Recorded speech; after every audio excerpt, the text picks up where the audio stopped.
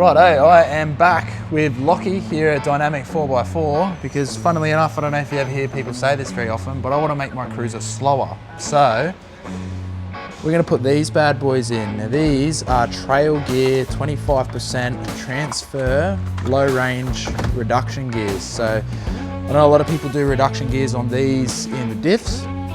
I actually really like my diff ratios as they are with the tyre size and everything. So I've opted to go transfer case reduction gears so that the only reduction effect is when I put it in low range. Now, upsides and downsides to that. Upsides for me with this cruiser is because it's so big and heavy and on big tyres, I find that when I'm going up like steep rock steps and that sort of stuff, it wants to stall. It just doesn't have like the power really. And it's heavy and it's got big tyres, it's trying to move a lot. So, you know, steep rock steps and stuff, you know, sure I can do it with it, you know, riding the clutch and not stall, but I just want to make this as much of a capable rig as I possibly can. These are going to be an absolute game changer because it slows everything down 25%. I think they're a 3.11 or something. 3.11 or 3.11.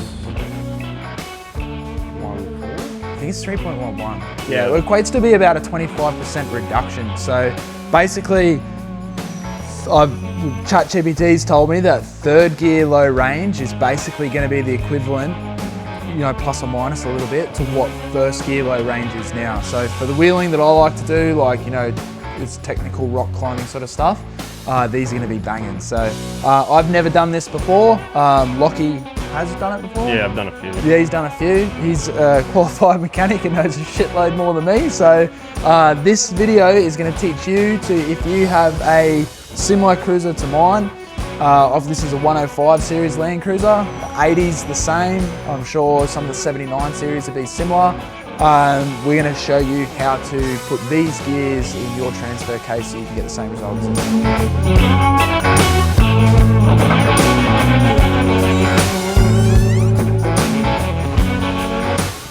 Beautiful. Alrighty. Well, first steps first.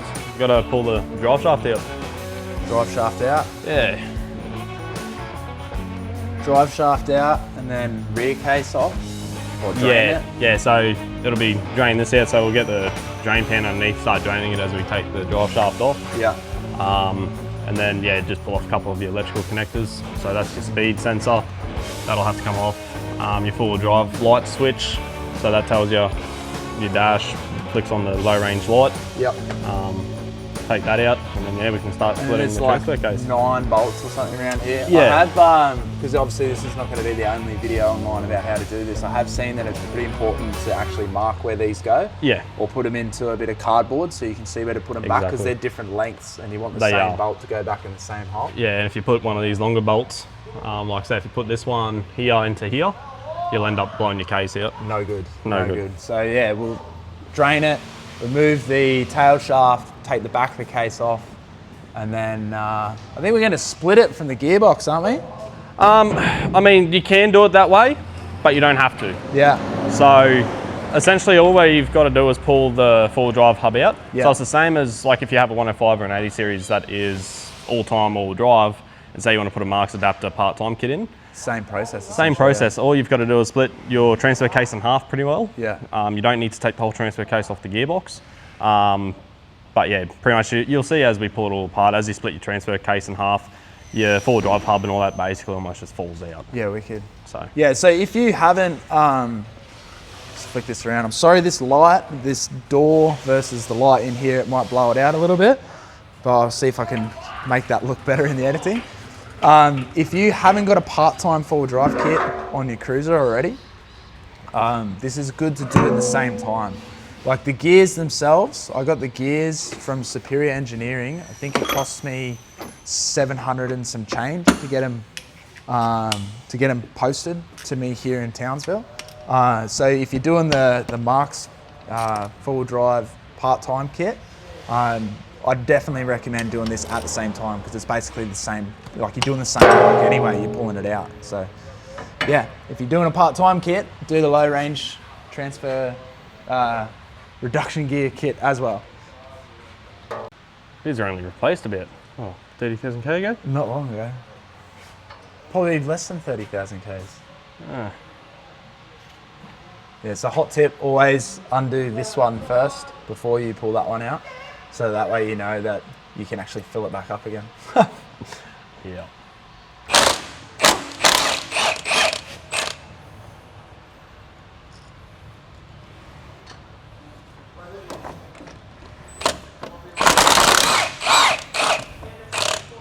Do you mark this Yeah.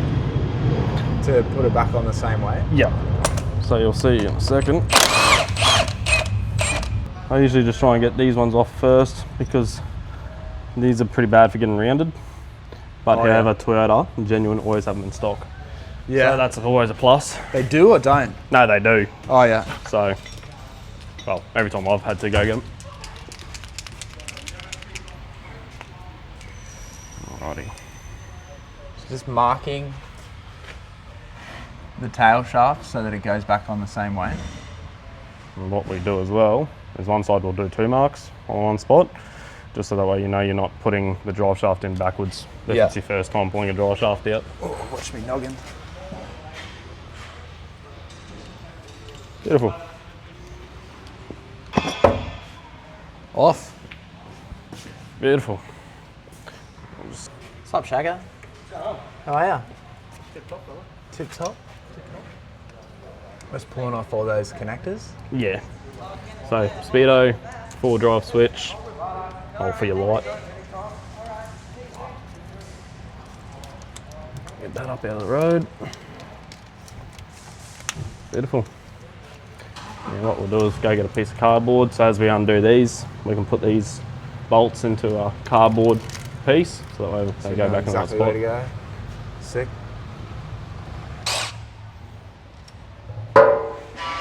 So Bolt one out. grab this. Alrighty. There we go. So we've got one.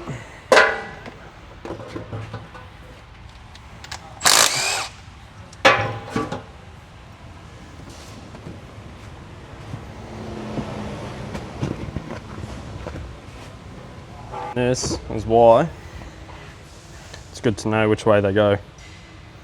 So as you can see, way different lengths. So if you put this one in the wrong way and you send it home, she's going to blow the back of the casing out, and then you're going to be up for a new casing. You're not going to have fun. Alrighty, now I'll get a pen. Yeah, mark which way's up. Yeah. Top and bottom. Now, not that one. I want to get a pry bar. You got this little tab here to help you pry the back of the case off.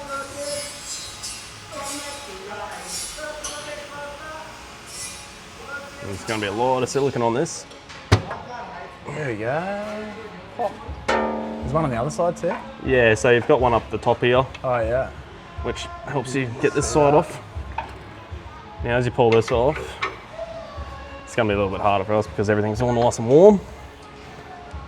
Yeah. Beautiful. So just in here, you got to be careful that you've got shims. Yeah. Now what this shim does here is this is what spaces everything out. So if you put this back in without a shim, you're going to get a lot of rear end end float out of your transfer case. Yeah. And that will damage the internals and the bearings. Shims there and there, eh? Yeah. So sometimes you'll get a shim here, which it is.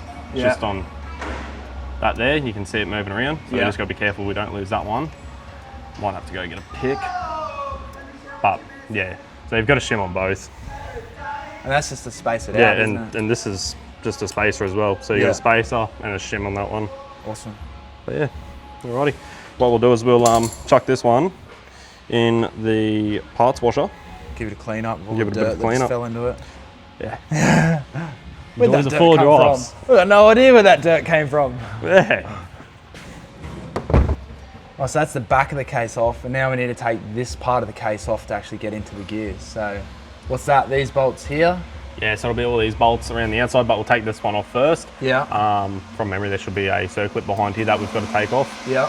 Yeah, then take all these other outside bolts off, and then, yeah, that'll be in. And what we'll do as well, just so we make sure we put that one in the right spot. Just so that way we know everything's going back to where it should go.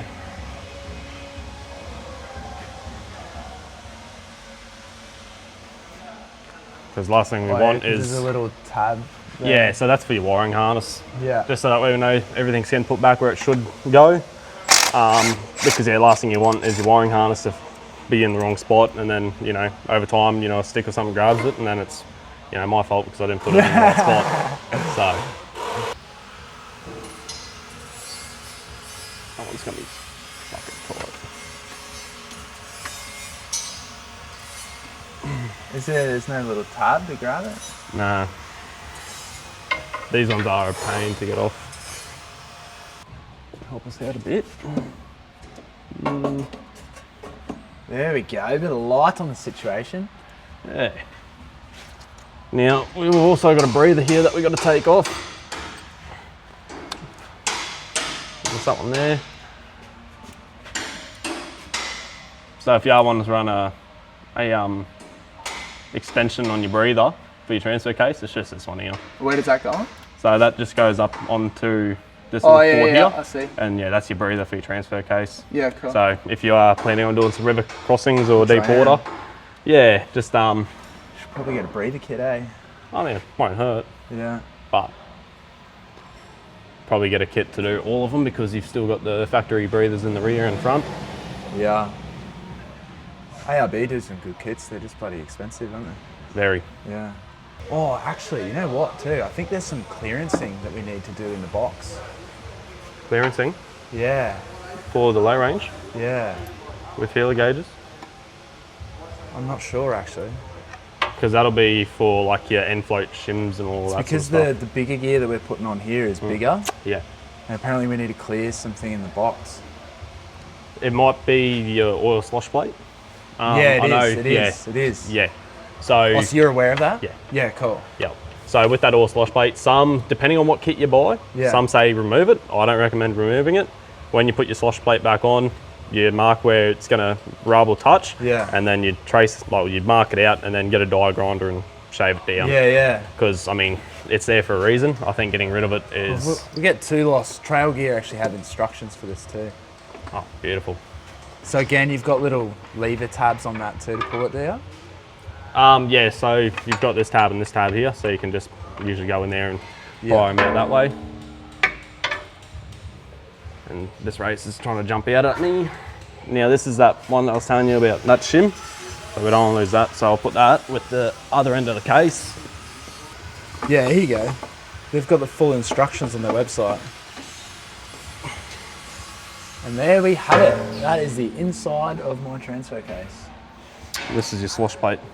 Yeah, and that's what we have to clearance, Yes. I think. Yep. Beautiful. Alrighty, we'll set this one in the hot wash too.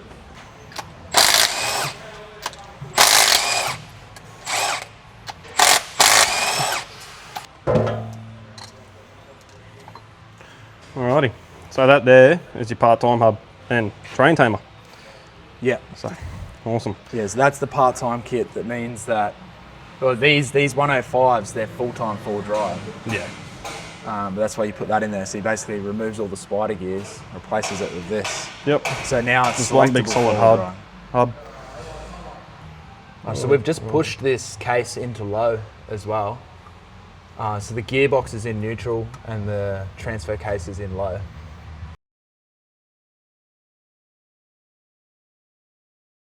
Pull the breather off your four-wheel drive, high range, low range module. Alrighty. Now should just be that one there, that one there. And now we've got to get into this bit here because there's a little spring and a ball bearing that we've got to take out. Which is obviously a lot easier with it off Oh, the sorry. box off the car, but we'll see if we can do it here, I guess. 12. Yeah, well, I mean, a lot of people are probably going to be doing it at home in their driveways. What size is that? 12 mil. 12 mil? Yeah. And this is the top of the actuator. It's like the little cover for the actuator that we're undoing. Is there enough room, headspace Yeah. for it? Yeah.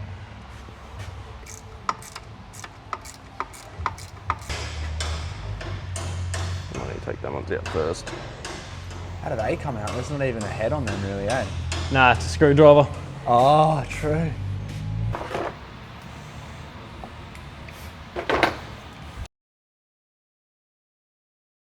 So the screws for that little actuator cover there, we can't get anything in there to undo those screws. So we're actually going to drop the transfer case about an inch or so, just enough to be able to get a tool in there to undo those screws. And then we'll be able to easily get them off, take that hat off, and then there's a little Torx bit in there that we have to take out and spring with a washer, spring with a ball bearing inside it. Don't ask me what that does by taking it out, but we need to take it out.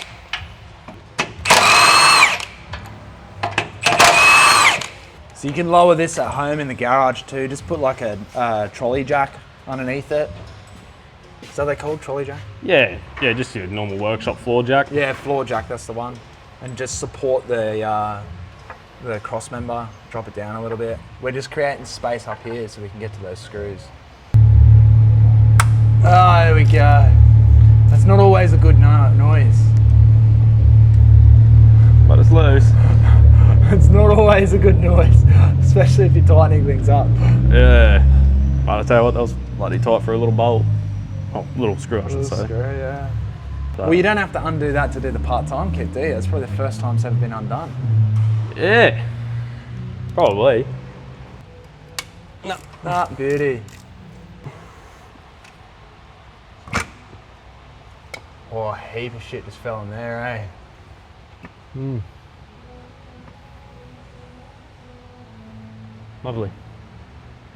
What are you thinking? What I'm thinking is,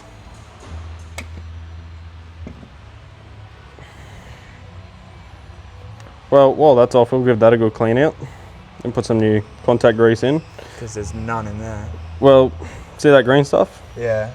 That's because moisture's been in there, and that's green death. Yeah. Which is no good for electrics. So while we've got your Is four drive actuator cover off, rid of green death, or has it already done its damage? I mean, green death isn't good. It does get worse, but by the looks of that, that's salvageable. Obviously, like I said, just a good cleanup. Yeah. We'll be able to bring that back to a lot better than what it is. That's good news. And hopefully prevent any other damages in the future or electrical issues.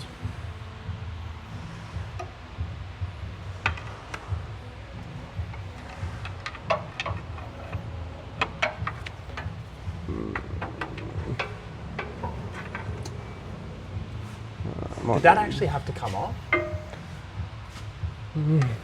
Probably not, but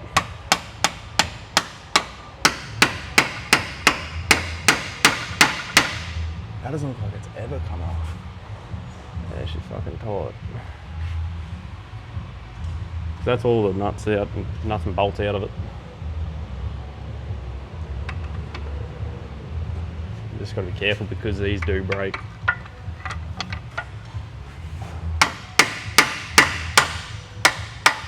There we go. We've got some movement.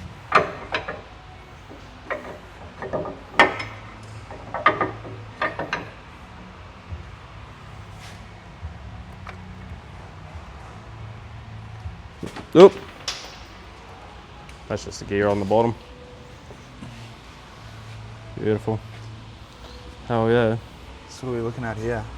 So this here, this gear drives on this one and brings it all up in and out. So that there is what locks in your low range when you select it. How's the inside of it? Yeah, it actually looks pretty good. These connectors will give a clean up and make them all nice and new again. We'll give it a good clean out inside. Yeah. Re-grease it up, just make it flow a little bit nicer and better. Wicked. So the way these work is pretty much same as a light switch. Try to see if I can get in there to show you in there. I can't see what you're looking at on the camera right now, but there should be a Torx screw in there somewhere. Torx bolt, whatever you call it. That we've got to take out. Maybe I'll watch that back and we'll see it. So under this Torx bit, Torx bolt, whatever you call it, there's a little spring, and the ball bearing. And the ball bearing, from my understanding, slips into that shaft and is what, that's doesn't get the light the right way. That's the Torx bit. That's a T40. Yep. The ball bearing slips into here somewhere, which is what actually engages the rod, I believe. Something like that? Yeah, so the ball bearing glides along that rod, and then what that spring does is it pushes it down when it moves into a lock section. Yeah. And then that stops the rod from moving any further. Yeah, copy. It's a better way of explaining it, eh? It should be in there.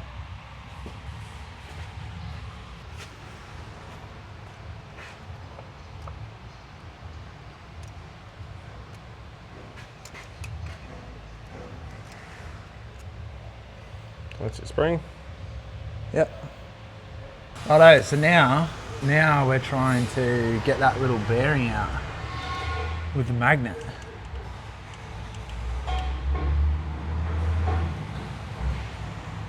Is it come? No.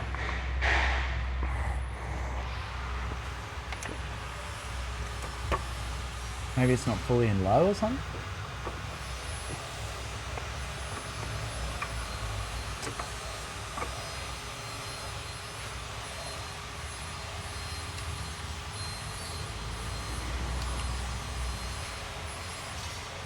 There it is. Beautiful. That's it right there. Sort of Like just a a little little wiggle there just to Yeah, just help move it. bring the rod forward just There to you go. let it out a bit more. So what we're going to do is we're going to put these in a safe place because you don't want to lose them. Yes, because we do need to reinstall those. Yes. So right there, we'll be safe enough. Well, I'm happy. Nice shirt. Hey, thanks, bro. Grease monkey. Not released yet, but it's coming. Yes, lad. All right, so we're undoing this part here now so that we can allow this fork to move. Because I don't know if you can see, but that's this selector fork basically. I don't know if that's the right terminology, but that little part going in there between those two dowels is what's stopping the whole thing from pulling out. So you can undo it there, but Lockie's wisdom saying undo there instead because that apparently is a bit of a pain in the ass to do it back up. So I trust what Lockie says, that's for sure. It's not his first rodeo. Did you undo, is there a bolt on that corner? No, Is there supposed to be? usually.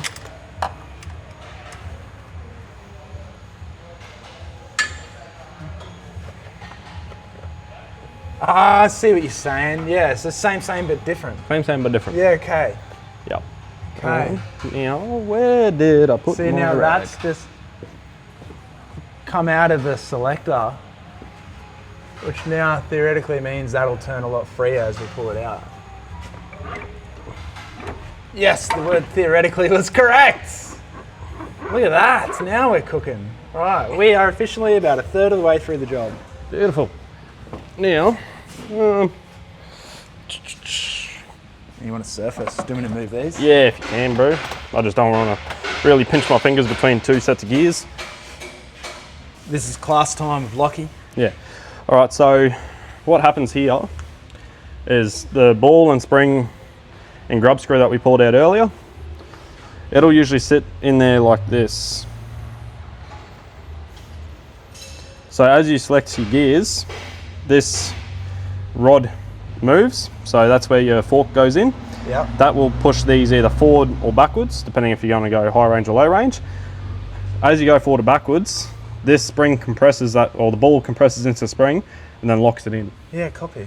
So when you're changing your gear, that's why you feel that little clunk. Yep. That's what's going on there. That makes So to perfect pull this sense. whole shaft out, you completely throw these, well, not throw them away, No, pull them don't throw out, away, we're gonna need pull those them later. out, so that way, yeah, the whole shaft can come out. Wicked. But yeah, Right, we're ready to party now.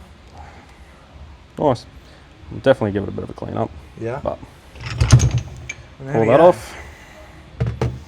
And another thing as well is if you do get a little bit of play in your four drive selector stuff, usually these are pretty bad for wearing out. So just look at them and There's a make bit sure of they're wear all on good. Yeah, that, you can see there is a bit of wear on your selector forks, but nothing crazy. Nothing out of the ordinary anyways. because sometimes you get them where they people try and change gear while they're driving, like go from say low range to high range or vice versa, and they're going a little bit too fast, or instead of just pulling up, and they really reef on it, and that's when you start damaging these really bad. Yeah, copy. But yes, so what we want to do here. And so what we're going to be doing is replacing this gear. You see how big those teeth are? That's what we're replacing it with. So it's a bigger gear, smaller and more teeth. Yeah, far more teeth. Yep. That's what's going to slow it down. And then that's the idler gear as well, which is that one here. This one. You look at the size difference in that. Here we go. Yeah, fair bit different. Yeah, so this here's, so your idler gear is actually more so your drive gear. So that's where you're getting power through the box. Yep. And then this is then giving you power to your high-low range. Yep. So. But yes, so what we've got to do now is we've got to pull this bearing off, which will then allow this gear to come off. And for this back one here, we've got to take this whole gear assembly off the shaft, which is going to be super fun.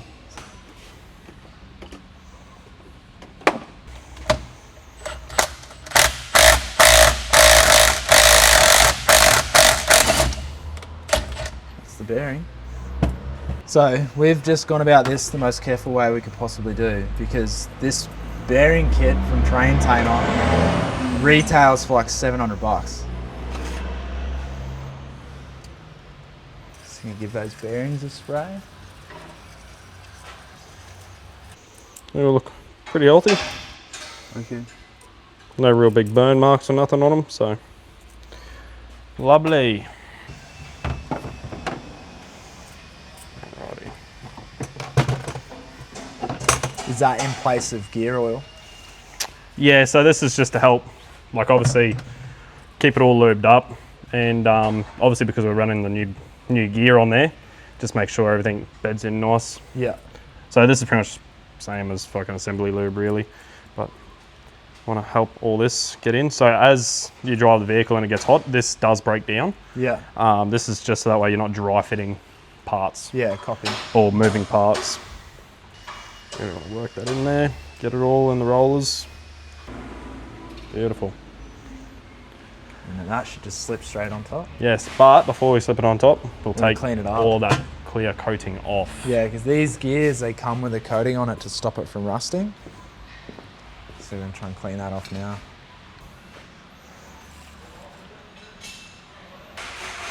Alright, that's the new gear on. Hell yeah. Now we're just going to Clean up this clean bearing. the bearing, put the bearing back on. So that literally, I didn't click record in time, but that literally just slipped on. Might as well put a little bit of... In this case, we've been able to reuse this one, which is great. So I wasn't entirely keen on forking out 700 bucks for a new kit. So is that better or the same as gear oil? My personal preference, better. Yeah. So I'll put it like this, is when you say rebuild an engine, Yeah. you'll have assembly lube. Yeah. It's a lot thicker and it lasts a lot longer in Yeah. terms of when you're breaking in a new component. Gear oil, it's just oil. Copy. So if you can put something on that's gonna stay lubricated for a little bit longer, Yeah. until it starts bedding in or breaking in or gets hot and then melts, it'll be a lot better for the wear in or break in period. It's just a little bit thicker and just a bit of a better sort of, oh, what's the word for it? Can't think of the word. Saying. Yeah, you know what Yeah. I'm saying. Yeah. So we'll press that on now. Is there anything to be wary of pressing that on? Or can it really only go on straight? Or I mean, if you've got a proper press at home, it will just kind of go on straight as long as you Yeah. don't press it on crooked. Yeah.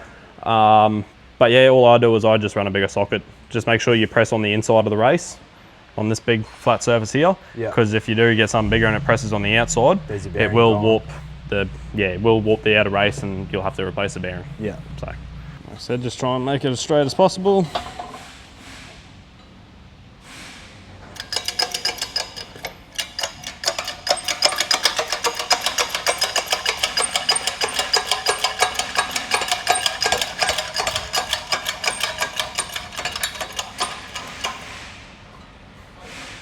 And you just press it until it can't press it. Yeah, you just do it until it's all nice and firm.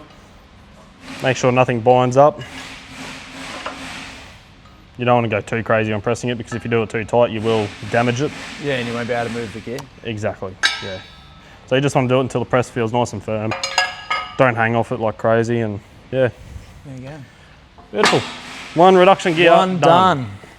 So now we got part 2. Get the circlip off. Yeah. There's a little circlip on the top there. Yeah, you just got to be careful pulling these off, because they do have the desire to shoot off and fling out.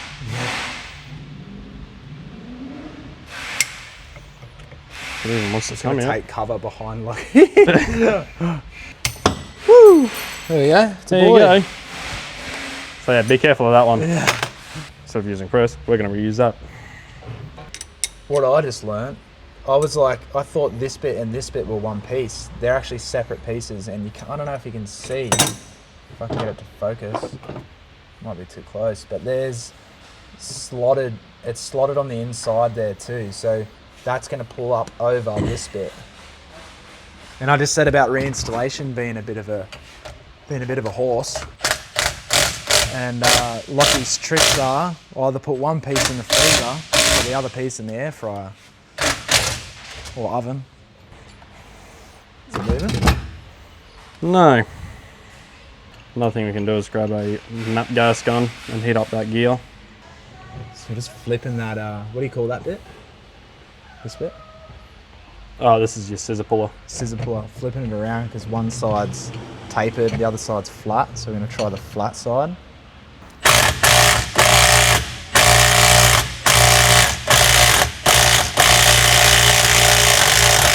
That's the badger right there. Yeah, this bearing's not as easy because your space to get anything in there is not that big. All right, just recreate that moment for a second if you can. So don't stress the way we just did. That bearing actually pulls up for you to get stuff underneath it very easily. We're just like, oh no, that's not big enough gap to get any kind of puller underneath there. Well, yeah, easily created. Cool, so we can use this, that will pull that off. And that gear pulls off, and then there's your split bearings. So your bearings, have inside here. 1 and 2. Well, There we go. sits in there. And now this one, I believe, does have to be pressed off. Oh no? So this is your selector. And that's the one they said to make sure we know which way it goes on and off. Exactly. So that's why I want to do it. Everything gets laid down the way you pull it off. Okay, so pulling this one off has proven not to be the easiest or most self-explaining thing in the world, because I don't know if you can see, you don't really have a lot of surface area under there to pull the gear. And we thought we'd test and see if those holes were for pulling that up. Don't do what we just did there, because that will bend. That is just like a shim sort of thing in there. We need to get in under the gear, which we've got a 3-prong puller now. Let's see, hopefully that is enough to pull this whole section off the spline so that then we can get to this gear here. This one here is definitely the easier one. This one here is proving to be a bit testing. It's definitely moving. Just grab another gun, bro. I'll tell you what, if you want to be made to feel nervous, Hey? I said if you want to be made to feel nervous, try doing this. We are pretty lucky here. I think we're on air.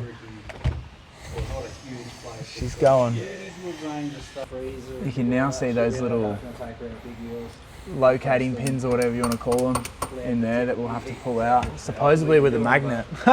We'll see if it's as easy as that too, eh? So now we're going to the other puller because we can fit it under there now. It turns out that gear separates from that bush.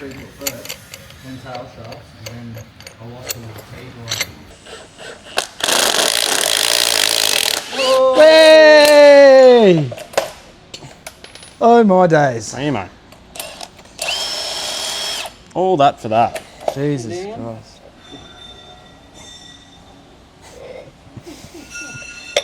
Oh, mate, don't look at me like that, Lockie. Well played, sir. Show us. What do you got? The pin. That's what just come out the side? Yep. And there's not one on the other It side. did the old flint shot, did it? Might have. Uh-oh.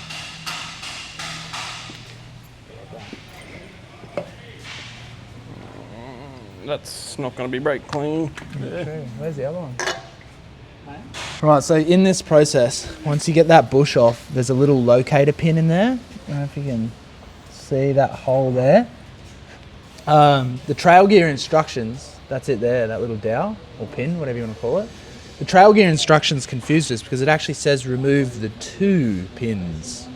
Whereas this is a HF2A transfer case on a 105 Series Landcruiser, 2003 model.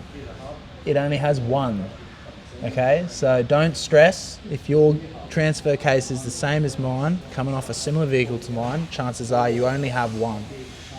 Okay, because we just freaked out, scouring the ground looking for the second pin. Oh, there you go, that's moving easily. Look at that. Yes, lad. Out with the old. Ciao. Bon voyage. This is giving the new gear a bit of a clean to get all that wax off that's put on there to stop it from rusting in transport. I don't think you really want to put that back in the case if that stuff's still on it, so definitely recommend trying to clean it up. Right, now using this word theoretically again, this should all, or do we want to clean this up first, Spark? Ready up. Hey? Already cleaned it. Oh, really? That's just old fucking staining. Yeah. Oh, I mean, I've washed it down with brake cleaner anyways. This should all go back together somewhat easily.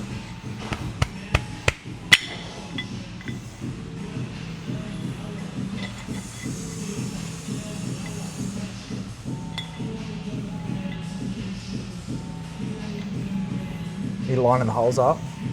Yep. Right, so what Lockie's just done there is put the, what's that actually called? This? Yeah. This is your central hub. Yeah, so that was the spider gears and that in there with the full-time 4-drive kit, because Yes. I've done the part-time, the Terrain Tamer part-time kit. That's now in place of that. So on that spindle there, we've put that gear on, lined up the holes for the bolts. We've put the part-time kit back on, and then he's just screwing that back in. And of course, we didn't push that bearing off that. There was no need to. So, and that's all just going back together now. So at the end, before we put the casing on, we are going to torque spec all of these. Yep. So don't worry about torquing them up just yet. Now time for the reassembly of everything. Reassembly time. Woo! Hell yeah. Yeah, we are going to try and refix this. Yeah, copy. Right, so now we're going to put this little, Torch is dead. what do we call it? That. Washer or whatever it is. That's going to go back on. Yep. Now I do need to get my little lacquer. Do a little tap on there. So it goes back on flush. Now look, we bent that to buggery because we actually didn't know where we were supposed to lever off, but it doesn't look like that's that important. It looks like it's still going to do the job that it needs to do, so we're not too worried about it. To be honest, after Lockie did his tapping, it looks just like I bought one anyway. Nelly. Nelly. She'll buff. She'll buff. She'll buff. Beautiful. And now, this piece. Yep, but before that piece, We're going to put that pin back in. yeah, Which is where now? actually, hey, oh, I've got the pin there. Just there. Just want to give this a little bit more of a clean up. Look at all that crud coming off it. That's just old oil. In all the teeth too. No? That's No. just staining. No, it's just staining. Oh. Yep. Alrighty, so what we're going to put on this, we're going to put a little bit of Vass on it just to help it stay in place. So this one here just goes in there like so. And what I'm going to be very excited to see is, this piece doesn't have to, yeah, it does. Yep. Is how we're going to line that up. So this here sits down like that, and then as we put this on, what we're going to do is we're going to clean this right up, especially in there. You really want to clean that out. We're actually going to put this in the Parts washer? air fryer. Air fryer. Yeah, so but we'll clean it by hand, make sure it's all nice and neat and tidy. But we're going to put it in the air fryer. The reason why we're going to put it in the air fryer is because heat is actually going to cause this to expand. And while this is in the air fryer, we're going to set this whole assembly in the fridge to help shrink this a little bit. It may be the tiniest bit, but every little bit helps. Yeah, a couple of there. But yeah, so that's definitely going to help with the refitting this back on. So yeah. Got a good glove? Yeah, welder's gloves. Welder's gloves for days. So what's happened here? So right now we're just putting this gear back in. Yeah. There's a certain way for that to go into that pin though, eh? Yeah, there is. So in that pin, there is a little spot there where there is no teeth. Yeah. And then that's the one that just slides over like so. Looks like it's a little bit off though, eh? Does it? Yeah. It's got to go that way a bit. Okay, see, this can literally only go into like where it wants to go home too. So I was just saying, Lockie, like it looks like that's a little bit off to that gap there to the side, but it doesn't matter if you have it on those teeth or the next teeth. That's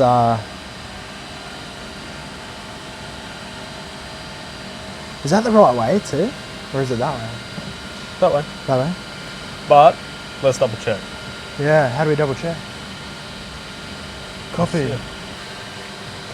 Yeah, so watch this video to know that that is the right way up.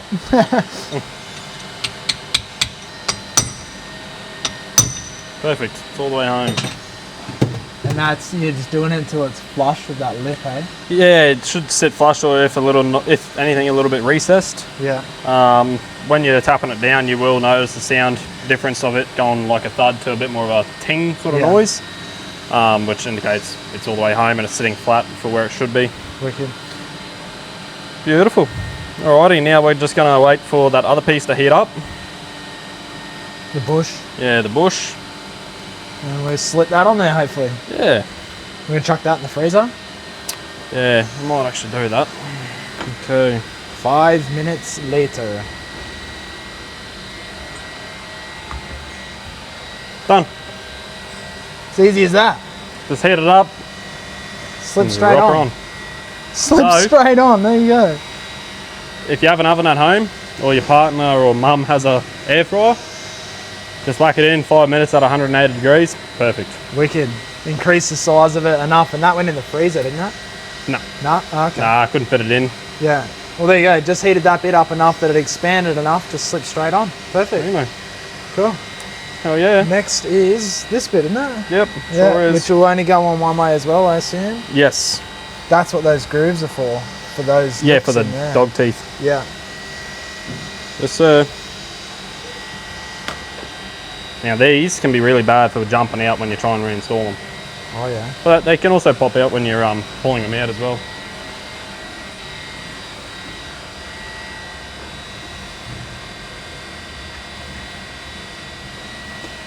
Like that. Now what we're going to do with this as well is with this one we're going to actually add a little bit of Vaseline to this.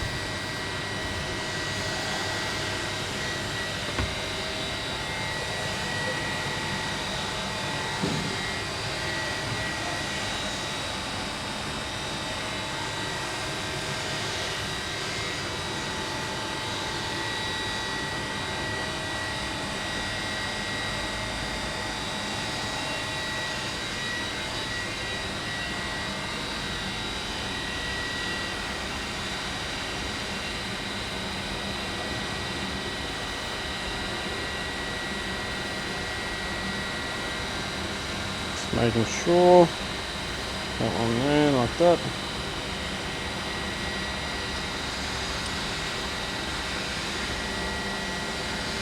Perfect. That slips in there like that. Obviously guided by the teeth too. Yep. Guided by teeth, and obviously if you're having trouble putting it in, make sure that that little notch there is falling in where your dog teeth are. And how did you know it goes on that way and not that way?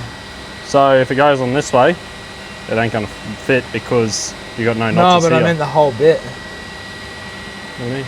With this whole piece, it's gone on that way. How did you know it didn't go on that way? So, like I said at the start, when you're pulling stuff apart, Yeah. if it comes off this way, it sits down this way. That's how you put it there on the bench. 100%. Yeah, You can't mess it up any other way Yeah. if you do it like that. Because I'm the sort of bloke who second guesses everything, eh? Like, Yeah, no, that's right. But yes, so my rule of thumb is if you're doing something like this and you haven't done it in a while or you've never done it before, if you pull something off that one direction, you set it down that direction and then it goes back on, and then you put it straight back on. Yeah. Next one, these sit on like that. Yep. And then this will nice and gently go on. Perfect. Sweet. Next one, roller bearing. Perfect. Next one, we'll give this one a clean. Well, I feel like this is way easier than it was taking it all off, eh? Yeah. Yeah, like I said, it's been a while since I've done one of these. Don't get too many transfer rebuilds or reduction installs. Good refresher course. So if Yeah, you're in Townsville definitely. and you want reduction gears done, now is a good time because it's fresh in Lockie's mind on how to do it. Beautiful. All right, we're gonna have to press that one on. Oh, over to the press.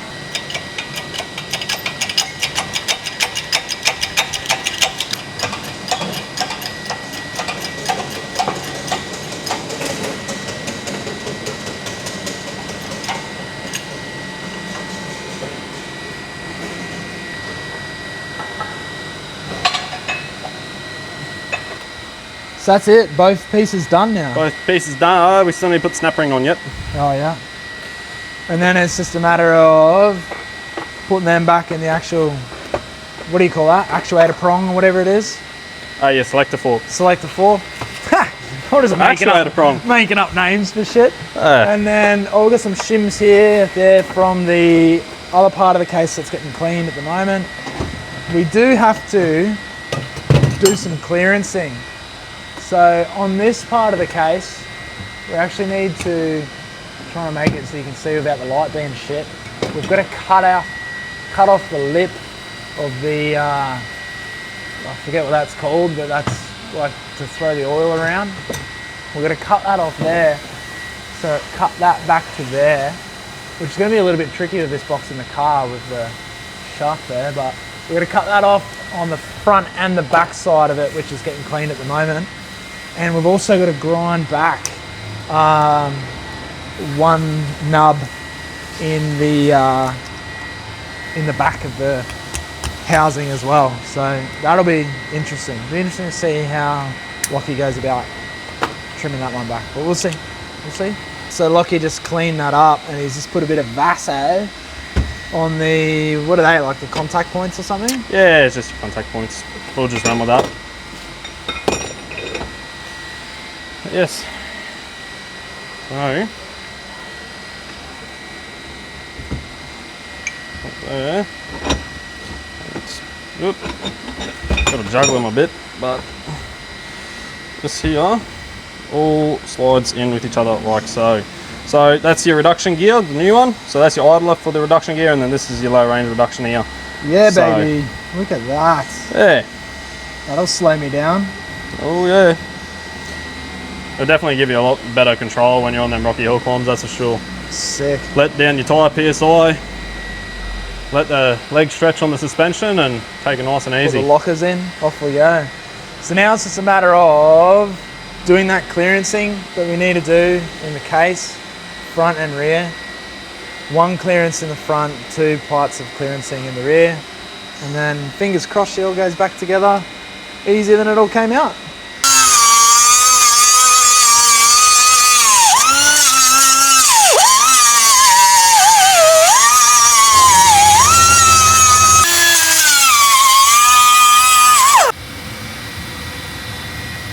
Now that's the lip of the oil slinger cut off.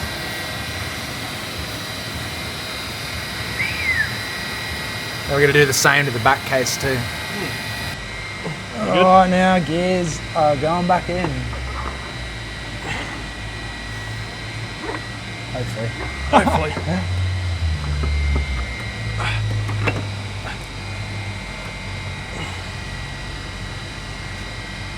Hey.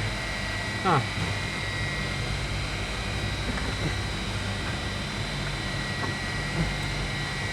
Bro, that gear's Hey? very close there, eh? Yeah. Oh, but just remember as well, when you put the casing on the rear, Yeah. it'll lift it up. Oh yeah, copy. So you gotta try and get that little tongue back in there too.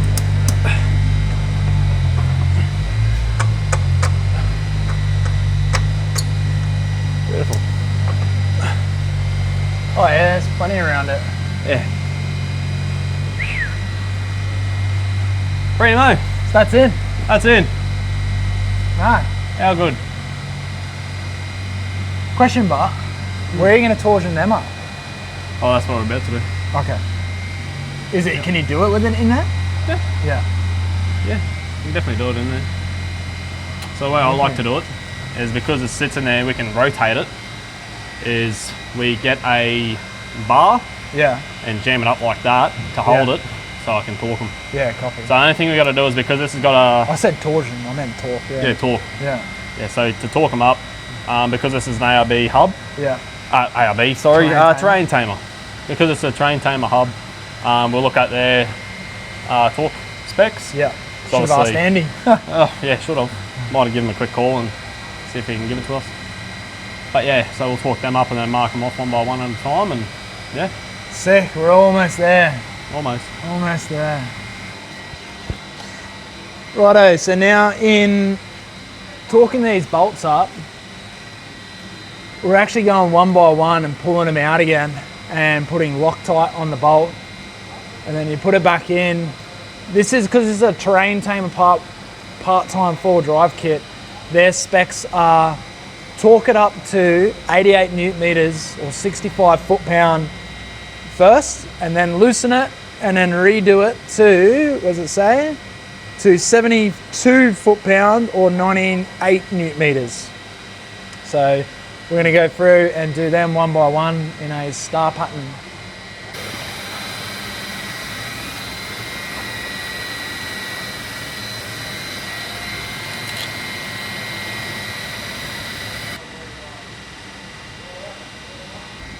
All right, that's all torqued up, all marked, so we know it's all done. And now we're just going to take the rear housing out of the parts washer. There's a few bits in here that we need a clearance. Righto, so rear housing that's actually a brand new housing. It just looks slightly used, but that's because Lockie's cleaning skills are next level. So now we're just going to clearance that one out. And we're going to chamfer this bit too with the grinder, and then it should fit. Should being the keyword.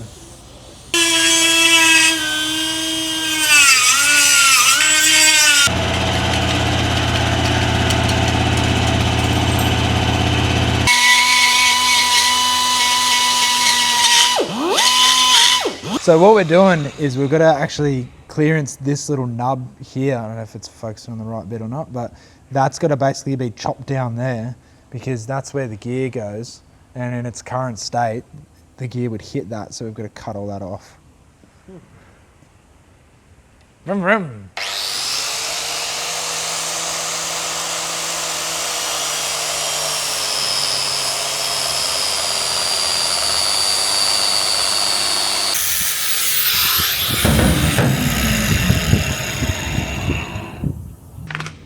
Right, the end is nigh. We are about to put silicone all around this. Actually, before we do that, Before we do that, should we test fit it? why? Should we put something on the gear and see if it touches that? Well, you can if you'd like. Yeah, because the last thing I'd like to do is put that back in and turns out it still That hits. is no dramas. I'm feeling pretty confident. You're feeling but- pretty confident? We'll just put You know like what, put a dollop of grease on it or something, you know? Well, I'll do you one better. All right? Here you go. I've got some stuff that I use for when I'm rebuilding diffs. And it is fucking amazing for what we're doing. There we go. And this will tell us if that big gear, I forget what it's called. I'm so tired, man. I'm knackered. That gear, that big one there, if that's going to touch that bit, and if it does, then that's annoying. If it doesn't, yay. Bit of blue. Right, so if that scrapes off, no goods. Well, the thing is it may actually rub on there because we don't have the thing in there yet. Excuse me, hello.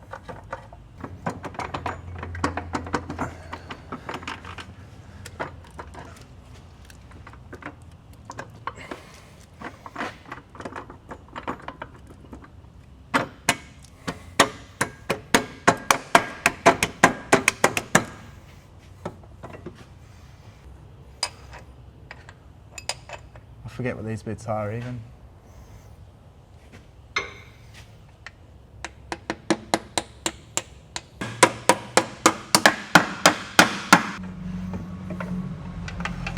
Well, let's see if that... So it is now the next day, because everything very quickly went south yesterday afternoon. Hot tip when you're putting the ball bearing back into the top of the actuator housing, whatever you call it, there's actually 3 holes in there, and it can be very easy to confuse yourself with which hole that little ball bearing goes inside. We accidentally dropped it into the wrong hole, and it was one of the holes that went down into the transfer case. And sounds simple enough, but if you hear it go ting, ting, ting down into the transfer case, you would think you'd just be able to pull the gears back out and find it again very easily. Turns out it wasn't the case. So, yeah, Lockie found it. I actually ended up having to run, so I had to get home to the family. Lockie, the poor bastard, was there until like 1 o'clock this morning, and then back again there today. So he found the ball in the front shaft housing, which is on the gearbox side. There's a little valley that oil flows in, like circulates through there in the transfer case, and the ball bearing had wedged itself in there. But with a little camera and a little light and a little mirror, he managed to find it and pull it out. So yeah, I've just got off the phone to him. He said, yep, we're all good to go. Come back and pick up your bus. So I'm just pulling up now. We'll run through exactly what happened and how he fixed it up in a sec. Here he is. Tell you what, Oh, it's been a fucking mission. Tell us what happened. So, Hang on a second, let me get you mic'd up. yeah. So I just gave him a bit of the rundown on how we dropped the ball into the wrong bit, and then Yeah, it was definitely a show, but hey, we got there in the end. we did. The Well, biggest you problem, yeah, honestly, I thought that was the biggest problem until last night when everything went back together. So obviously with your HF2A boxes in your 105 series, your 100 series, and even your 80 series Landcruisers with the full-time transfer case with the central diff lock button, Yeah. that module is a gear drive.